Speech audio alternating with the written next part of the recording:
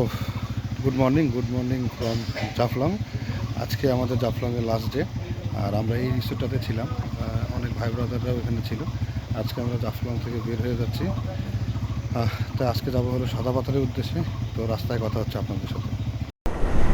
Finally আমরা এখন যাচ্ছি সাদা পাথরে, আর এই সেই ভিউ যেখানে আমরা কালকে দাঁড়াইছিলাম। আর এই রাস্তাগুলো একটু উঁচা নিচা একটু বাঁকা আছে, অনেক জায়গায় ডিম বের হয়ে আছে। আপনারা যারা আসবেন একটু সাবধান, হুট করে স্পিডিং করলে ধরা খেতে পারেন, একটু দেখে আসবেন এই রোডে। আর আমরা আজকে ভোলাগঞ্জে সরি ওটা হলো সাদা পাথরে আজকে আমরা ক্যাম্পিং করব। হ্যাঁ, ক্যাম্পিংয়ে জানি না ক্যাম্পিংটা কেমন হবে, শুনলাম নাকি অনেক ভালো হয়। যাই, তারপরে ওখানে গিয়ে আমি আপনাদের সব কিছু দেখাবো। হরিপুর থেকে আমরা ডান সাইডে ঢুকে দিছি। কোনো দিন এই রোডে আসি নাই, এটা প্রথম আসতেছি। জানি না কোন দিকে যাচ্ছি, গুগল ম্যাপ যেদিক দিয়ে নিয়ে যাবে আমরা ওই দিক দিয়ে যাব, কিছু করার নাই। নতুন একটা এক্সপিরিয়েন্স হচ্ছে আজকে। আর রাস্তার কন্ডিশন এখন পর্যন্ত খারাপ ছিল, আবার ভালো আসছে। দেখা যাক বাকিটা কি দেখা যায় সামনে।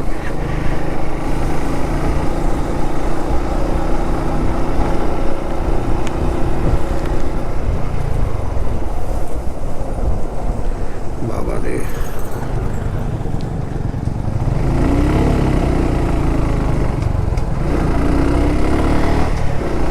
যাচ্ছি আর যাচ্ছি।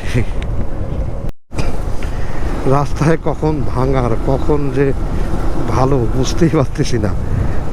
তবে রাস্তাটা আশেপাশে মাঝে মাঝে খুব সুন্দর সুন্দর মানে এরিয়া আসতেছিল, দেখতে ভালো লাগতেছিল। জানি না কোন দিকে যায় উঠবো, গুগল ম্যাপের ভরসায় রওনা দিছি। বাদ বাকি আল্লাহর ইচ্ছা, দেখা যাক কতদূর পর্যন্ত আমরা কন্টিনিউ করতে পারি।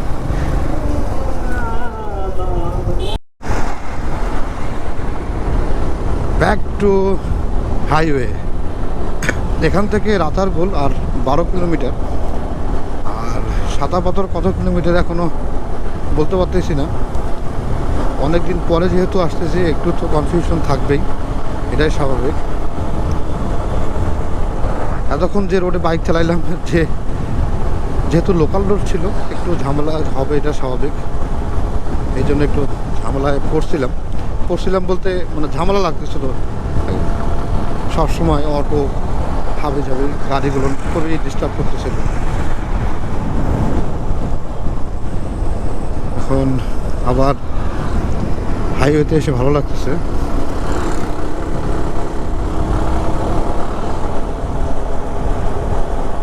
ব্রাদার, আছি এখন সাদা পাথরে। এটা আসলে সাদা পাথর না, এখানে আসছি এক বড় ভাইয়ের এখানে, হাফিজ ভাই। ওনার এখানে এসে আমরা এখানে একটু ঘুরতে আসছি। আর ওনার ওখানে আমরা ক্যাম্পিং করতেছি আজকে। আর রাস্তার মাঝখান থেকে এখানে আসার কারণ হলো গোপ্রোর ব্যাটারি অফ হয়ে গেছে, এই জন্য আপনাদেরকে কিছু দেখাতে পারিনি আর কোনো কথা বলতে পারিনি। হ্যাঁ, আমরা আছি এখন এই নদীর পাড়ে। সাদা পাথর মেবি ওই দিকে আমরা যাব পরে, এখন যাব না। এখন আসছি নদীর পাড়ে ঘুরতে। সবাই অনেক মজা করতেছে নদীর পাড়ে।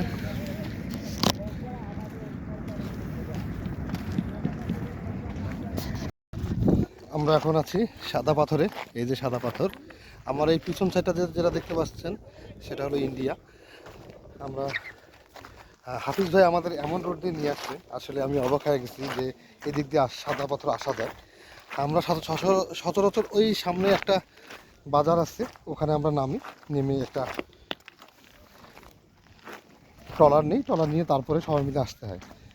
কিন্তু হাফিজ ভাই আমাদের এত সুন্দর একটা রাস্তাতে নিয়ে আসছে, আসলে যেটা বলার মতো না। আমরা এসে রাস্তাটাতে ঘুরলাম। আমরা আসতেছিলাম ওই রাস্তা দিয়ে, সাইড দিয়ে ইন্ডিয়ার বর্ডার ছিল। আমরা একবারে অনেকক্ষণ বাইক রাইড করে এখানে আসছি। এখান থেকে যে সাদা পাথর এত কাছে হবে আমি ভাবতেও পারিনি। যাক, ভালো লাগলো। এই যে আমরা যেখানে দাঁড়ায় আছি, এটা হলো বাংলাদেশ ভারত সীমান্ত। এখান থেকেই ইন্ডিয়া শুরু হয়, এর বাইরে আমরা যেতে চাচ্ছি না এবং যাওয়াও ঠিক না। সাদা পাথরে আসলে এটা সিজন না, এখানে এখন পানি নেই। আর পানি না থাকার কারণে এটার সৌন্দর্যটা একটু কমে গেছে। পানি যদি থাকে, এখানে আসলে এখন পানি নেই। পানি যদি থাকতো তাহলে এই এর যে সৌন্দর্যটা আরও বেশি বৃদ্ধি পেত। মানে আমি এর আগেও আসছিলাম, এর আগেও এসে দেখে গেছি, তখন আসলে অনেক সুন্দর ছিল। আর এখন এখনও সুন্দর আছে, কিন্তু এখন শুধু পাথর আর পাথর। আর পানির সাথে পাথরের একটা কম্বিনেশন থাকলে জিনিসটা আরও বেশি সুন্দর লাগে। তো এখন আমরা সাদা পাথর থেকে এখন বের হয়ে যাব। সব ভাই ব্রাদাররা এখন ছবি তোলায় ব্যস্ত। ছবি তোলা হয়ে গেলে আমরা এখান থেকে বের হয়ে যাব। তারপরে আমাদের রাত্রে নাইট ক্যাম্পিং আছে, ওই ক্যাম্পিং সম্পর্কে আলোচনা হবে। এখানে আজকে আমরা সবাই থাকবো, ক্যাম্পিং করছি এখানে।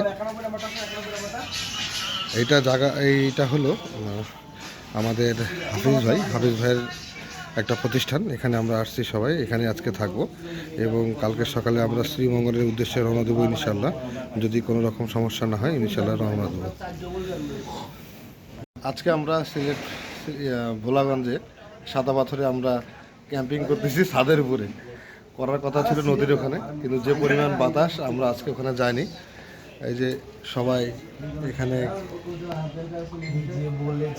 আছি আজকে।